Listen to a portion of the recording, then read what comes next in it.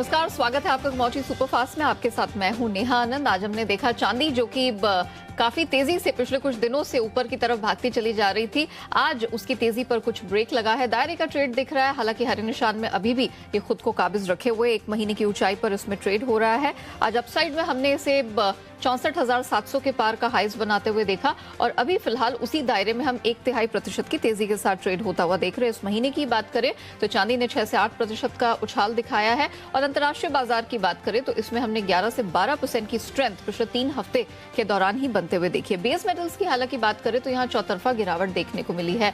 अंतर्राष्ट्रीय बाजार में कमजोरी आई है और चीन की तरफ से जो खबर निकल कर आई है कि वो अब ऊंची कोल की कीमतों को लेकर इंटरवीन करेंगे, तो सप्लाई कंसर्न थोड़े छटते हुए नजर आए हैं। यही कारण है कि अंतर्राष्ट्रीय बाजार में मेटल टूटा और घरेलू बाजार में मजबूत रुपए का भी आप कह सकते हैं कि डबल वैमी मेटल मार्केट को झेलनी पड़ी है। कच्चा तेल भी फिसला है। ब्रेंट में हमने $84 के पास ट्रेड होता हुआ देखा और WTI क्रूड भी $82 के इर्द गिर्द ट्रेड करता हुआ दिखाई दिया है। कच्चे तेल में घरेलू बाजार में बात की जाए तो यहां पर हमने 6100 के पास ट्रेड करते हुए देखा है इसे। दरअसल अमेरिका में जो वीकली इन्वेंट्रीज है उसमें इस बार बढ़ोतरी का अनुमान लगाया जा रहा है। अमेरिकन पेट्रोलियम इंस्टीट्यूट के ही जो नंबर्स निकल कर आए हैं उसमें तकरीबन 33 लाख बैरल की बढ़ोतरी का अनुमान लगाया जा रहा है। 15 अक्टूबर को खत्म होने वाले हफ्ते में ऐसा अनुमान है कि 19 लाख बैरल की बढ़ोतरी कच्चे तेल के भंडार में अमेरिका में देखने को मिल सकती है। EIA के आंकड़ों पर नजर रहेगी, वो अमेरिका के सरकारी आंकड़े हैं जिसका बाजार को इंतजार रहता है। हालांकि आप एग्री कमोडिटी स्पेस पर नजर डालें तो यहाँ पर हरियाली अधिकतर कमोडिटीज में बरकरार है। खाने के तेल तिलहन की बात करें तो यहाँ पर अच्छी स्ट्रेंथ दिख रही है। दरअसल अंतर्राष्ट्रीय बाजार में खासतौर से BMD पाम ऑयल की बात करें तो यहाँ पर हमने इसे 5000 रिंगिट के पार ट्रेड करता हुआ देखा है, जो कि रिकॉर्ड स्तर के ये काफी करीब है। अक्टूबर एक्सपोर्ट नंबर्स मलेशिया में बढ़ते हुए नजर आए हैं और साथ ही इंडोनेशिया से लगातार खबरें आ रही हैं कि वहां के जो राष्ट्रपति हैं जोको विडोडो, जिन्हें जोको वी के नाम से भी जाना जाता है, वो रॉ मटेरियल्स और कमोडिटीज के एक्सपोर्ट पर बैन लगाने की सोच रहे हैं। तो ये सारे तमाम फैक्टर्स हैं जो खाने के तेलों को ऊपर ले जाने का काम कर रहे हैं और चीन और भारत से लगातार डिमांड बनी है गिवन द फैक्ट कि लॉकडाउन रिस्ट्रिक्शंस हट रहे हैं और सामने त्योहारी सीजन है। तो ये तमाम फैक्टर्स हैं जो घरेलू बाजार में भी तेल और तिलहन की तेजी को सपोर्ट कर रहे हैं। सोया तेल की भी अगर बात करें तो यहाँ पर हमने अच्छी स्ट्रेंथ बनती हुई देखी है। मैं रिफाइंड सोया तेल की बात कर रही हूँ, 1270 रुपए के पास हमने इसमें ट्रेड होता हुआ देखा और CPO 1130 रुपए के पार इस समय 2% की स्ट्रेंथ के साथ ट्रेड कर रही है। हालांकि जब हम एग्री कमोडिटी स्पेस की बात करते हैं तो ग्वार पर चर्चा करना आजकल थोड़ा अनिवार्य हो गया। वो इसलिए कि भले ही बीते सत्र में यहाँ पर कुछ करेक्शन देखने को मिला हो, लेकिन यहाँ पर तेजी थमती हुई किसी भी तरह से नजर नहीं आ रही। ग्वार सीट पर नजर डालिए तो यहाँ पर हमने 2% से ज्यादा की स्ट्रेंथ बनते हुए देखी है। वो आपकी स्क्रीन पर 6350 के करीब इस कमोडिटी में ट्रेड हो रहा है। ग्वार गम की बात करें तो इस हफ्ते जो हमने सर्किट पे सर्किट बनते हुए देखे थे उसके बाद करेक्शन आया था, लेकिन आज एक बार फिर से मजबूती का सिलसिला यहाँ कायम है। 11,500 के पास फिलहाल ग्वारगम ट्रेड करता हुआ दिख रहा है। महीने भर की बात करें तो यहाँ पर 40% से ज्यादा की स्ट्रेंथ आई है। उत्पादन कम है, एक्सपोर्ट डिमांड बढ़ने का अनुमान है और ये कारण है कि जिसके चलते इस कमोडिटी को इतना सपोर्ट मिल रहा है। चलिए, ये तो हमने बता दिया कमोडिटी मार्केट के कुछ हाइलाइट्स, लेकिन आपको कमाई का मौका इस समय कहाँ मिलने वाला है, यहाँ मदद करने के लिए मोतीलाल ओसवाल के अमित सजेजा मेरे साथ जुड़ चुके हैं। Amit, good afternoon. जरा बताइए सबसे पहले तो कि चांदी पर आपकी क्या राय होगी? क्या माना जाए, मेटल्स में जो गिरावट आई है वो अब चांदी पर भी हावी होगी? क्योंकि मेटल्स भागे थे, चांदी भागी थी, आज मेटल्स नीचे आए हैं, चांदी सुस्त हो गई है, क्या किया जाए? जी नमस्कार। देखिए, अगर मैं देखूं तो अभी तक जो मेटल्स में नरमी आई है उसका इम्पैक्ट चांदी में नहीं दिखाई दे रहा है। 200 से 300 रुपए की गिरावट डेफिनेटली एक बार मार्केट में देखने मिल सकती है, लेकिन ओवरऑल अगर आप शॉर्ट टू मीडियम टर्म क्या रुझान देखें तो ऊपर की तरफ दिखाई दे रहा है। 44,500 से 44,300 की रेंज में, सॉरी 64,500 से 64,300 की रेंज में मैं रिकमेंड करूंगा कि एक बार बाइंग की जा सकती है, क्योंकि विद द ट्रेंड चलना बेटर रहेगा। और अपसाइड में जो रीसेंट हाई है 65,300 के करीब, वो हमें दोबारा देखने मिल सकते हैं, ऐसा मेरा मानना है। ओके, बुलडेक्स पर आपकी क्या व्यू होगी? जी, देखिए, गोल्ड में फिलहाल अगर देखा जाए तो उतना ट्रैक्शन नहीं दिखाई दे रहा है, लेकिन चांदी प्रॉमिसिंग लग रही है और साथ ही साथ बुलडेक्स जो है उसमें भी 200, 220 इस ज़ोन में एक अच्छा खासा सपोर्ट नज़र आ रहा है, तो मुझे लगता है कि 14,220 के करीब यदि मार्केट मिलता है तो वहाँ पर बाइंग की जा सकती है 14,160 का स्टॉप लेकर और करीबन 100 पॉइंट का टारगेट अपसाइड यानी 14,320 का एक टारगेट लेकर जा सकता है।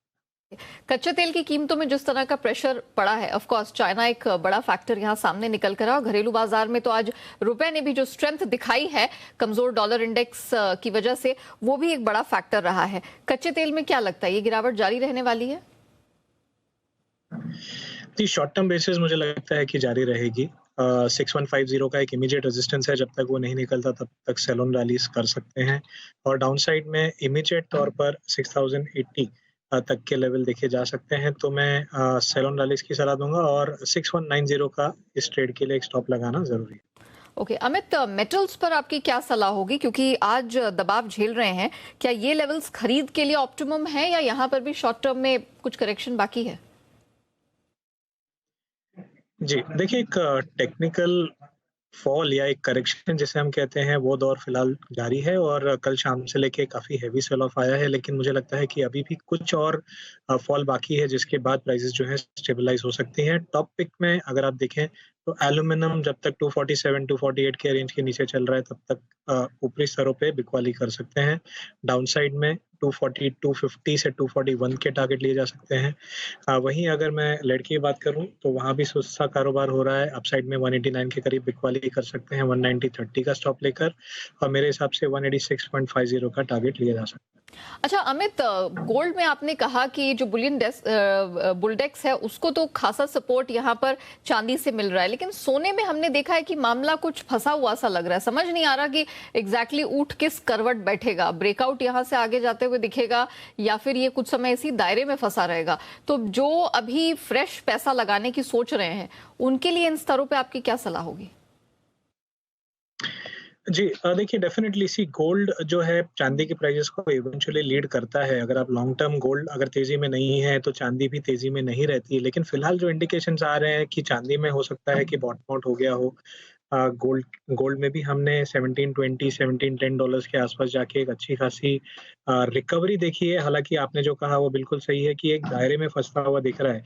लेकिन अगर हम रेंजेस भी देखें, तो पहले जो रेंज थी वो 1720 से 1750 की थी।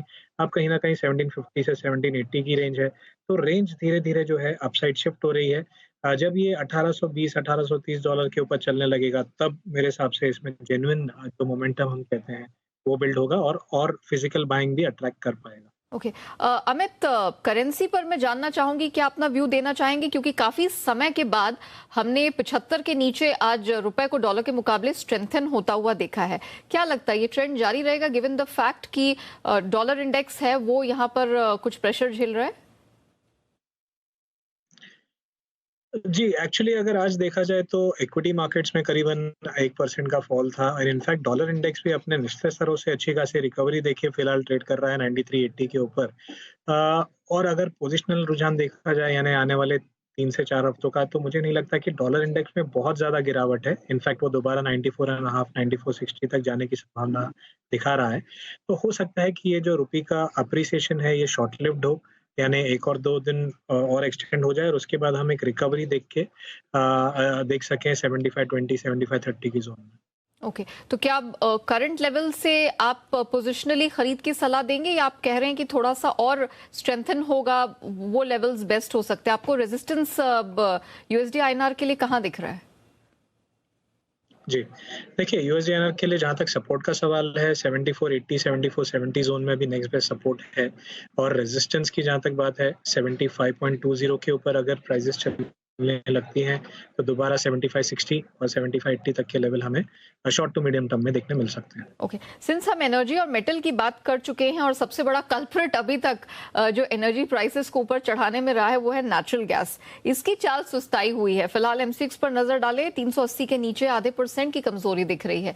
यहाँ पर दर्शकों के लिए क्या सलाह होगी गिवन द फैक्ट कि बहुत ट्रिकी कमोडिटी भी है ये? जी, देखिए वॉलेटिलिटी जनरली इस सीज़न में ज़्यादा रहती है और इस बार क्योंकि जो carry over stock summer season से भी कम थे, तो स्पेकुलेशन में काफ़ी ओवर स्पेकुलेशन आप कह सकते हैं हो गई थी और 480 तक के लेवल भी हमने डोमेस्टिक मार्केट्स में देख लिए थे।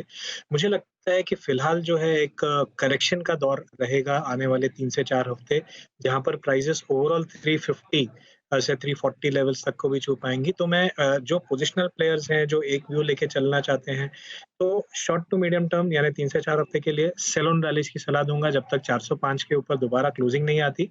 डाउनसाइड में 350 से 340 के लेवल देखने मिल सकते हैं। ओके, तो प्रेशर यहाँ जारी रहेगा।